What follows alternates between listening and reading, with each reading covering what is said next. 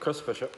Oh, thank you very much, Mr Speaker. What a pleasure it is to stand and take a call on the Christian Churches New Zealand Property Trust Board Empowering Bill, sir. And just at the outset of my speech, I want to acknowledge the very hard-working Government Administration Committee. Fair to say, sir, that this is the sort of the committee of the Parliament that deals with somewhat odd pieces of legislation, the ephemera of the Parliament, things like fireworks and things like private bills like this, but also, sir, things like marriage equality, which went to that very important committee, chaired, I know, sir, by the Honourable Ruth Dyson and Deputy Chair Sarah Dowie. They do a great job, sir, and fair to say that they examined this bill in some detail. Only had 2 submissions on this bill, but they have recommended that it be passed, and I'm sure from the support that the House has indicated tonight, it will indeed pass into law, and so it should.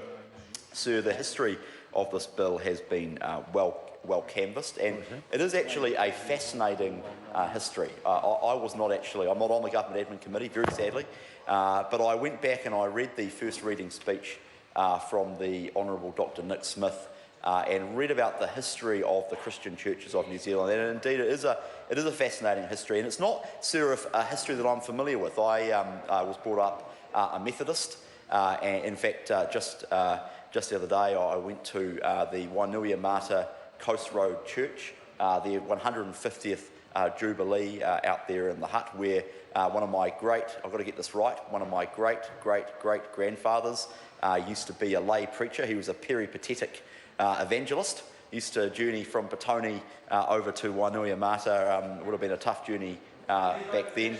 No, I think it's safe to say, Mr Nash, he was not a National Party voter. On my mother's side of the family, they were certainly not National Party voters. I think it's fair to say that you had a monopoly on their political support, my friend.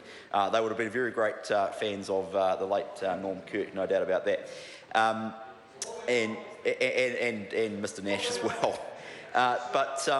But so my faith, my faith growing up anyway, was very much of the Methodist faith. But it was fascinating to read about the history of the Christian Churches of New Zealand. And I note, sir, that one of the churches that is affected by this bill is in the hut. In fact, there are two churches in the hut. But the one church that's in the electorate of Hutt South is the Link Hutt City Church, which is of course at Langs Road. And I'm not familiar with this church, but, sir, I was reminded this afternoon that I used to go to events at that church, and I know they play an important role in the community. Just around the corner, sir, from the Methodist Church, the Langs Road Methodist Church, which was, I have to say, disgracefully demolished in 2002.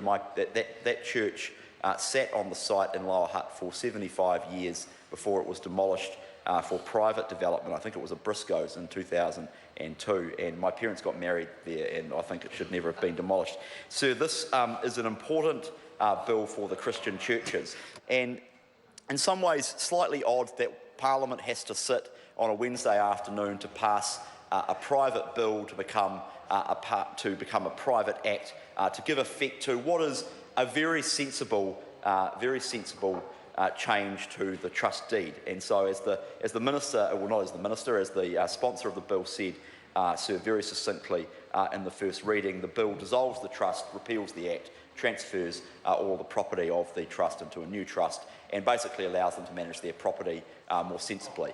And I think, as Jan Logie said in her contribution, that is actually pretty much it.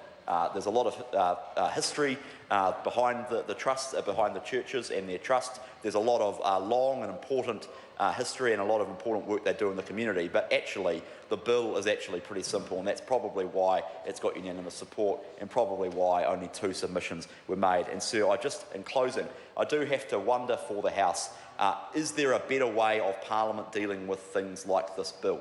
If we're sitting here on a Wednesday on a Members' Day, it's a non-controversial, very small change to something that affects a very small, important group of people in our community, but actually a very small subset of the community. Private bills, you could argue, sir, are actually anachronistic in this modern age. The fact that we have to every now and then, and I looked it up, sir, actually, There have been, since the modern parliamentary website was developed, there have been 20 private bills that the Parliament has passed, so that's on average about 2 a year. Things like the Sullivan Birth Registration Bill, on which the Parliament spent a lot of time to require the Registrar General to enter a birth, basically change the birth certificate of a particular person. Things like the Christchurch Bill, things like the Westpac Trust, things like the Westpac Incorporation Bill. You've got to wonder, sir, is there a better way of dealing with non-controversial private bills that affect incredibly small subsets of people? And I just leave that for the House to ponder, sir. An important bill. I look forward to its passage, and I wonder if there's a better way. Mr. Speaker. Pene.